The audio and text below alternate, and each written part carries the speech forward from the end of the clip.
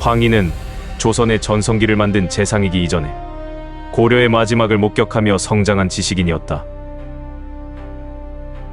1363년 공민왕대에 태어난 그는 유년기부터 이미 쇠퇴해가는 왕조의 그림자와 혼란한 정치 현실을 보며 자랐다. 조선은 안정된 나라로 출발하지 않았다. 왕조는 교체되었고 정치 질서는 아직 정착되지 않았다. 가문은 권문세족에 속하지 않았지만 학문과 기록을 중시하는 전통을 지니고 있었다. 어린 시절의 기록은 제한적이다.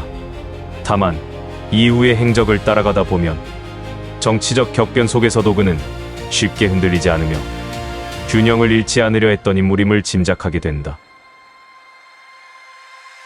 고려 말 과거에 급제하며 학문적 기반을 갖추었지만 청년기에 들어선 황희는 곧이어 나라의 근간이 흔들리는 시대와 마주한다. 권력은 무너지고 충절과 생존 사이의 선택이 강요되던 시기였다. 황희는 이 격변 속에서 쉽게 앞에 나서지 않았다. 고려가 사실상 막을 내린 뒤 그는 한동안 세상과 거리를 두었으나 제왕조를 세우는 과정에서 이어진 조정의 부름 앞에서 마침내 국가에 참여하는 길을 선택한다. 그 선택은 개인의 영달이 아니라 혼란의 시대에 질서를 세우는 책임에 가까웠다. 황희가 관직에 진출했을 당시 조정은 격렬한 의견 대립이 일상화된 공간이었다. 그러나 황희는 강한 발언이 능력으로 평가되던 흐름과 일정한 거리를 유지한 인물이었다. 회의에서 발언 빈도가 높지 않았고 의견을 제시할 경우에도 상황을 종합한 뒤 짧게 정리하는 방식이었다. 태조 이성계는 조선을 개창한 군주로서 혼란한 시대 속에서 새로운 질서를 세워야 했던 인물로 기억된다. 그러나 그는 자신의 시대가 끝난 뒤를 대비해 사람을 남긴 왕이기도 했다. 그 통치 속에서 단련된 황희는 세종에게로 이어질 준비된 연결고리였다. 그러나 그 연결은 한 차례 멈춰선다. 당시 조정은 질서와 단호함을 최우선으로 삼았다. 왕권은 흔들려서는 안 되었고 특히 왕실 내부의 균열은 용납되지 않았다. 황희는 폐위된 세자, 양녕대군을 대하는 문제에서 끝내 냉정해지지 못했다. 정리가 요구되는 국면에서도 그는 사람을 완전히 버리지 않았다. 이 태도는 당시 조정의 정치 기조와 충돌했고 황희는 관직에서 물러나 외지로 보내진다. 그러나 이 유배는 실패의 기록이 아니다.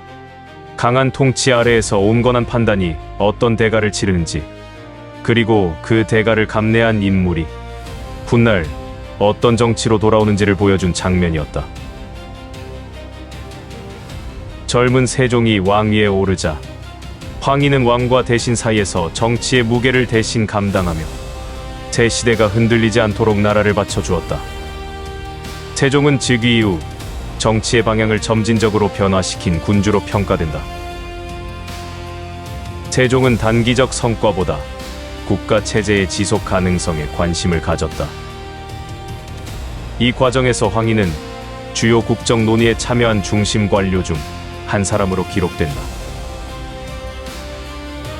세종이 황희를 신뢰했다는 점은 반복적인 기용과 직위 유지를 통해 확인된다.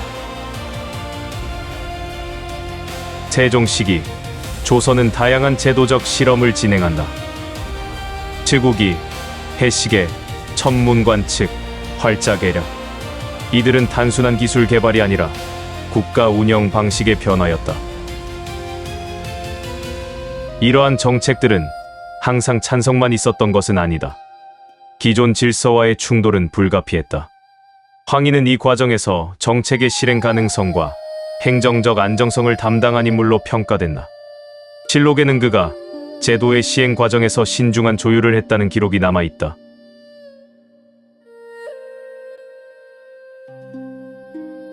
군민정음의 창제와 반포는 조선 사회 전반에 큰 파장을 불러온 사건이었다. 단순히 글을 배우는 문제가 아니라 지식과 권력 구조 전체를 새롭게 구성하는 선택이었다. 반대 상소가 다수 올라왔고 실록에는 우려의 목소리도 기록되어 있다. 새로운 문자가 실제 교육과 행정에 적용될 수 있도록 관청과 학자 사이에서는 여러 조정과 논의가 이어졌다. 아무리 좋은 정책이라도 허공에 터지면 의미가 없다는 것을 알았기에 기록하고 또 기록하며 확인과 검토를 반복했다.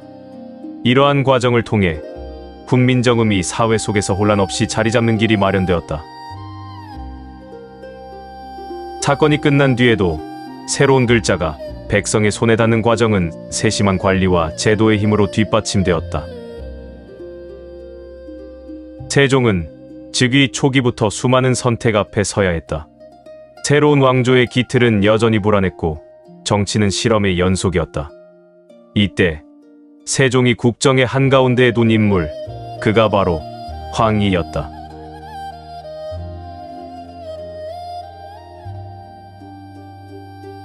세종은 목소리가 큰 신하보다 판단의 무게를 아는 신하를 필요로 했다. 변화는 필요했지만 그 변화가 곧바로 안정으로 이어지지는 않았다. 왕의 선택은 언제나 제도라는 과정을 거쳐야 했고 그 사이에는 정치적 부담과 행정적 책임이 존재했다.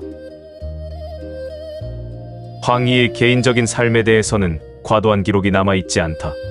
그러나 그의 청렴함과 검소함에 대한 평가는 여러 문헌에서 반복된다. 이는 그가 오랫동안 모범적인 재상의 상징으로 회자되는 배경이 되었다. 공과 사를 가르는 경계에서도 그의 태도는 흐트러지지 않았다. 이 점은 황희를 이해하는 데 있어 중요한 요소로 남는다.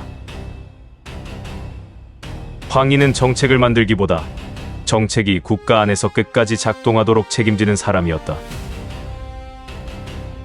특히 훈민정음은 백성을 위한 선택이었지만 조선의 질서를 다시 조정해야 하는 중대한 결정이었다.